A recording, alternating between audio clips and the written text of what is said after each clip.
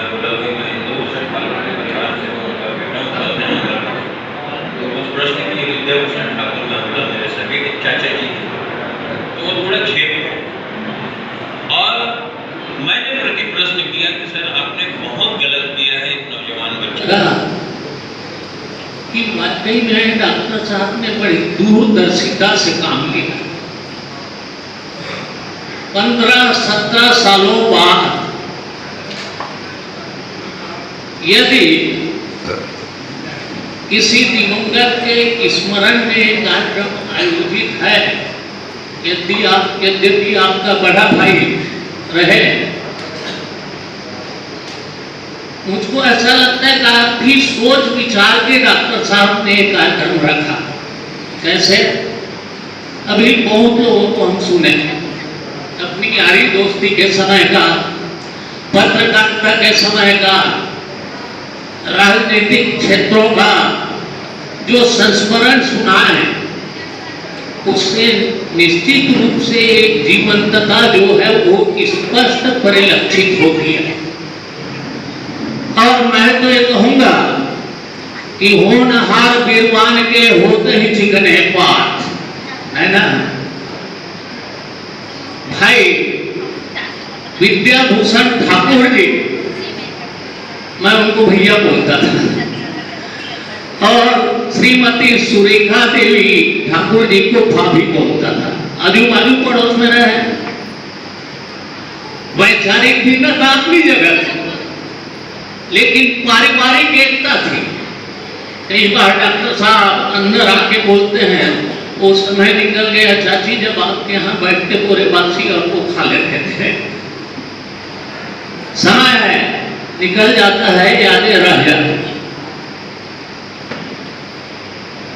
स्वर्गीय विद्याभूषण ठाकुर जैसे निर्भीक दबंग नेता बिरले ही मिलेंगे, बिरले। वो जमाना था समाजवादी पार्टी का, और राकेश जी ने उल्लेख किया कि 4 बड़े नेता यहाँ समाजवादी पार्टी के हुआ करते थे।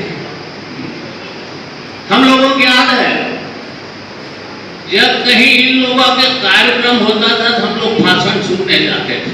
भाषण कि आज ठाकुर साहब क्या बोलने वाले हैं, किसकी बखेड़िया खेलने वाले हैं, ये सुनने जाते थे और सचमुच मजा आता था। वैसे मन में कोई कलुषता किसी के मन में नहीं रहती थी। राजनीतिक क्षेत्र अपनी जगह थे और राजनीतियों में वातावरण सौहार्द का हमेशा से रहा है। विभिन्न राजनीतिक दलों में काम करने वाले भी आपस में कभी कटुता दिखाई नहीं दिए, और ये संयोग की बात है कि ये बहुत जो अच्छा है। हमारे सामने बहुत छोटे थे जब यहाँ आए, और पत्रकारिता में कृषक युग नाम की एक पत्रिका निकलती थी, है ना? पहले साप्ताहिक थी शायद, उसके बाद दैनिक हुआ, और उस पत्रिका को सांध्य थी क्या, है ना? लोग इंतजार करते थे ना, वो पत्रिका किसी घर में ना आए तो पूछते थे वो कृषक युग नहीं आया क्या आज? क्यों भाई? अरे बोले उसमें जरूर ये घटना छपी होगी, और ऐसी छपी होगी कि लोगों को पढ़ने में मजा आए। निर्भीक पत्रकारिता और शब्दों का चयन, ये पत्रकारिता की विशेषता होती है। अच्छा है, कई बार आते जाते वो मेरे चाचा जी बोलते थे, और देखे होंगे आजू बाजू हैं हम लोग, अक्सर कई विचार उनको मैं सुनता था, कहता भी था यार तुम उग्रवादी हो जाओगे क्या? बोले नहीं, आपकी विचारधारा अलग है, मेरी विचारधारा अलग है, और मैं ये चाहता हूं कि ये होना चाहिए।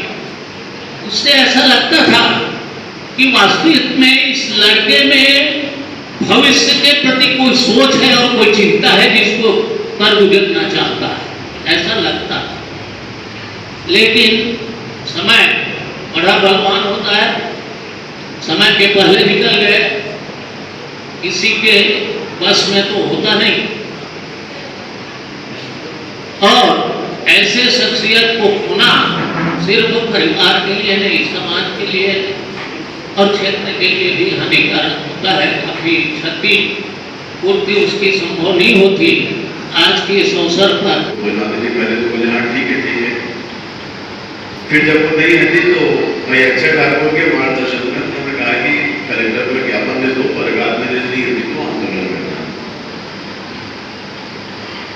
तो उन्होंने मोटिवेट किया, तो हम लोग बाकी सभी लोगों को जोड़कर आंदोलन किए। उस समय एसडीएम बिहार से मैं बताना चाहूँगा कि एक क्रांतिकारी विचारधारा के जनक भाई अक्षय ठाकुर है, और किसी काम को, किसी आंदोलन को कैसे इम्प्लीमेंट करना है, कैसे एग्जीक्यूट करना है, वो मोटिवेट करते थे कि क्या कैसे होना चाहिए, क्या हो रहा है। और जब हम लोग प्रदेश की बात करते थे, मध्य प्रदेश में, तो वो दिल्ली की बातें किया करते थे। उनके साथ जब भी बैठना होता था, शुरुआत हमारी जन मोर्चा से हुई। जब कांग्रेस का विघटन हुआ, जन मोर्चा के बाद 1990 का आंदोलन, सरकार कांग्रेस की सरकार गई, भारतीय जनता पार्टी की सरकार आई, और आप लोगों को आश्चर्य होगा कि उस समय जनता दल और जनता पार्टी एक साथ मिलकर चुनाव लड़े थे। भोजवाली जी विधायक बने और मंत्री बने। लेकिन जब जिस हिसाब से हम लोग उस समय काम करते थे, भाई अक्षय ठाकुर जी साथ हुआ करते थे, और मैं याद देना चाहूँगा कि ममता नगर में शराब भट्टी हुआ करती थी, एक शंकरपुर में हुआ करती थी। वो जितने कठोर और आक्रामक पत्रकार थे, उतने ही समाज के प्रति जागरूक भी थे। समाज को ऊपर उठाने के लिए, राजनीति की दिशा को बदलने के लिए किस प्रकार से समाज को दिशा देना है, ये अपने कलम के माध्यम से हमेशा समाज के सामने विषय को लाया करते। मुझे अच्छे से याद है, जब एक बार मैंने उनको कहा भैया कि आपका अखबार तो आता नहीं हमारे घर में, उसने मुझे कहा कि भाई वो रेलवे क्रॉसिंग के कारण आकर नहीं जाता, तो एक काम करो ना, कोई एजेंसी दो ना मेरे को ठीक ठाक, जो थोड़ा इसको पढ़ा दे। तो डॉक्टर प्रियांक जी को याद होगा कि नहीं, फिर मैंने हमारे मोतीपुर से ही सत्येंद्र दिवांगन जी को वो एजेंसी दिलवाई, जब जाके वो अखबार हमारे घर में आता था। क्योंकि वो लोग फिर आखिरी में यहाँ पर आए हैं। मैं तो अंतोगत में यही कहूँगा कि आज वो यदि हमारे बीच में होते तो नो डाउट जर्नलिस्टों के लिए एक इंस्टीट्यूट होता है, इसमें कहीं कोई संकट नहीं। एक सीख, ज्ञान होता, पढ़ने की चीज होती, लेकिन समय को कुछ और ही मंजूर था। वो असमय ही हम सबके बीच नहीं रहे, जो न केवल पत्रकारिता के लिए, हमारे शहर के लिए, खुद परिवार के लिए पूरी छुट्टी है, बल्कि मैं तो सोचता हूँ कि यदि आज वो स्टैंड रहते तो मेरे ख्याल से आज देश के स्तर पर वो अपनी पहचान स्थापित कर लिए होते पत्रकारिता के क्षेत्र में, क्योंकि उनकी पत्रकारिता की लाइन ही कुछ अलग है, एक डिफरेंट पत्रकार थे वो, और उसी दिशा में वो हमेशा काम करते रहे, कभी किसी से नहीं डरे। शर्मा जी के बाजू में रहते थे, लेकिन कभी भाजपा को यदि आलोचनात्मक बात लिखनी हो तो कभी चिंता नहीं करते थे, और बराबर अगले दिन उनके घर जाकर बैठे रहते थे। वहीं हम अक्सर हमारी मुलाकात होती थी, हमारे जिलाध्यक्ष थे शर्मा जी उन दिनों। तो इस प्रकार से हमारा संबंध वहाँ शर्मा जी के घर में आने जाने के कारण स्थापित हुआ, क्योंकि वो भी वहीं आके बैठते थे, दादा भी वहीं आके बैठते थे। अक्सर उनके मन में इतना तो मैंने महसूस किया मुझे ये बातचीत में ये चीज़ें नहीं है, लेकिन बिल्कुल भी डर नहीं है।